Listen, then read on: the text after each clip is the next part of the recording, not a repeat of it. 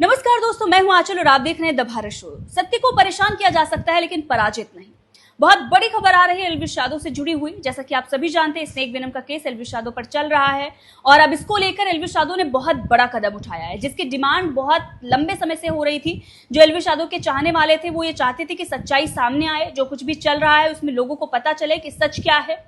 और सच जानने के लिए द भारत शो ने भी बहुत सारी मेहनत की है। तो द भारत शो भी ये चाहता था कि सच्चाई सामने आए। तो फिलहाल अब एल्विश यादव ने बहुत बड़ा स्टेप उठाते हुए हाई कोर्ट रुख कर दिया है और वहां पर जाकर एल्विश यादव की तरफ से दलीलें दी गई हैं। तो बहुत सारे लोग ये कह रहे थे कि स्नेक वेनम का केस खत्म हो गया है, सब कुछ मामला जो है वो सेटल हो गया है, ऐसी खबरें आई थी, लेकिन मामला अभी खत्म नहीं हुआ है। और यहाँ पर सबसे बड़ी बात यह है, सूत्रों के हवाले से खबर ये मिल रही है कि जिन्होंने एफआईआर करवाई थी अब उनके भी बुरे दिन शुरू होने वाले हैं, क्योंकि जिस पावर हाउस के दम पर वो नाच रहे थे अब उस पावर हाउस ने अपनी पावर समेट ली है। मतलब पावर तो पहले ही खत्म हो गई थी, लेकिन जो कुछ भी बची खुची पावर थी उसने समेट ली है, मतलब हाथ खींच लिया है। तो ऐसे में जो ब्रदर्स हैं, जो लोगों को धमकियां दे रहे थे, जो डरा धमका रहे थे, जो अपना वसूली का रैकेट चला रहे थे, जैसा कि लोग ये बता रहे हैं, अब उनके पास पावर बची नहीं है। तो इस मामले में आगे क्या कुछ होता है देखना बहुत दिलचस्प होगा, क्योंकि बहुत बड़ा मामला था, बहुत हाईलाइट हुआ, कैसे प्रेस कॉन्फ्रेंस की गई और फिर उठाकर जेल में डाला गया, गंभीर धाराएं लगाई गई,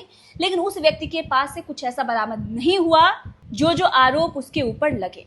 यहां तक कि जो भी चीजें रची गई वैसे मामले पहले भी देखे जा चुके हैं। जिन लोगों ने आरोप लगाए वो खुद सवालों के घेरे में है, कटघरे में है, और बहुत सारे मामले तो हमने भी खोल रखे हैं। तो फिलहाल अब आते हैं मुद्दे पर कि हुआ क्या है। दरअसल एल्विश यादव के इस केस से जुड़ी, मतलब स्नेक वेनम से जुड़ा हुआ मामला जो है वो चल रहा था और अगली सुनवाई थी उससे पहले ही एल्विश यादव ने हाई कोर्ट में दलील दी है और ये चुनौती एल्विश यादव की तरफ से चार्जशीट को दी गई है, जो एल्विश यादव के खिलाफ दायर की गई थी। एल्विश की तरफ से चार्जशीट और कार्यवाही को ये कहते हुए चुनौती दी गई है कि एल्विश के खिलाफ जानकारी देने वाला वन्य जीव संरक्षण अधिनियम 1972 के तहत एफआईआर दर्ज करने के लिए सक्षम नहीं था। ये दलील दी गई है कि आवेदक यानी कि एल्विश यादव के पास से कोई सांप या नशीला पदार्थ बरामद नहीं हुआ है, और यही तो हम भी कह रहे थे। वहीं एल्विश और अन्य सह अभियुक्तों के बीच में कोई संबंध स्थापित नहीं हुआ है। मतलब जो सपेरे पकड़े गए थे, जो एफआईआर करवा रहे थे, वो ये कह रहे थे कि देखिए ये जो सांप सप्लाई करने आया था उसका एल्विश से नाता है। तो ये नाता जो है वो अभी तक पता नहीं चला है कि वो जो सपेरे थे उनसे एल्विश यादव का किसी भी तरह का कोई संबंध अभी तक सत्यापित नहीं हो पाया है। मतलब पता ही नहीं चल पाया कि संबंध है या नहीं।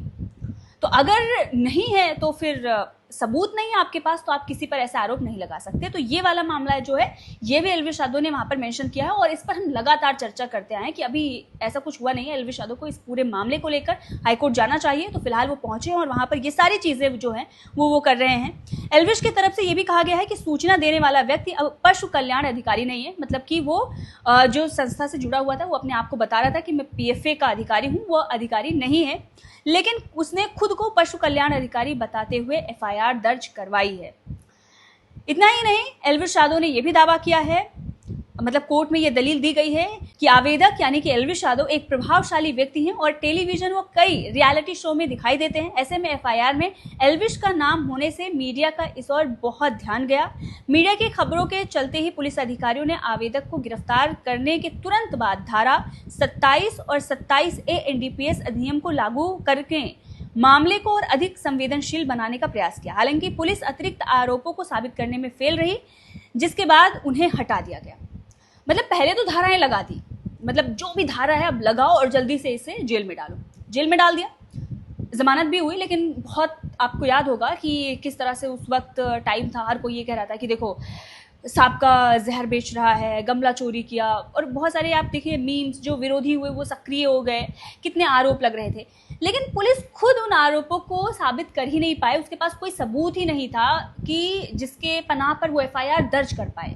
मतलब आपने एफआईआर कैसे दर्ज कर ली? जब थू-थू होने लगी, मामला सामने आ गया, क्योंकि भाई इतना हाईलाइटेड मामला, अगर आप कुछ भी गड़बड़ करेंगे तो जनता को तो पता चल ही जाएगा। भले ही आपने मेन स्ट्रीम मीडिया को मैनेज कर लिया हो, लेकिन बहुत सारे ऐसे लोग हैं जो अभी भी काम कर रहे हैं, जैसे उसमें द भारत शो भी था। हमने उस वक्त जाकर जो भी लोग थे, जो पीएफए के उस अधिकारी, जो ब्रदर्स थे जिनको उन्होंने परेशान किया हुआ था, उन लोगों को ढूंढा, सारी सच्चाई सामने लेकर आई, और अभी तो हमारे पास बहुत ऐसे सबूत हैं जिनमें ये खुद ही फंस रहे हैं। तो जब सच्चाई सामने आ गई तो पुलिस को भी दबाव में आकर वो धाराएं हटानी पड़ी। और इस वक्त हम जब चर्चा कर रहे हैं तो अभी भी जो कुछ भी उनके ऊपर केस चल रहा है उसमें भी कोई ठोस सबूत है नहीं। तो पूरा मामला अब जो है वो हाई कोर्ट पहुंच गया है।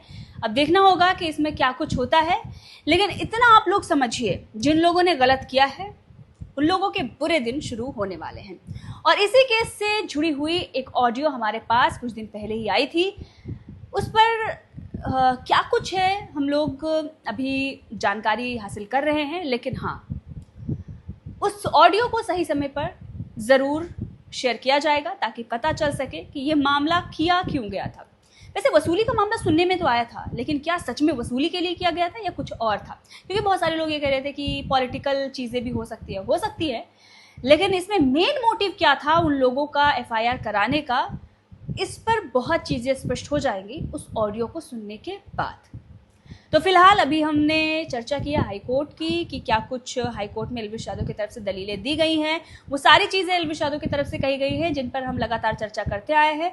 आई होप पूरा मामला जो है वो रफा दफा हो जाए, सच सामने आए और जल्द से जल्द जो लोग दोषी है, जिन लोगों ने किसी को फंसाने की कोशिश की है या वसूली का वो रैकेट चला रहे थे या फिर पशुओं के कल्याण के लिए बनाई गई संस्था का गलत इस्तेमाल कर रहे थे, उन लोगों पर कार्रवाई हो। फिलहाल इस मामले को लेकर आपका क्या कहना है, कमेंट करके जरूर बताइएगा।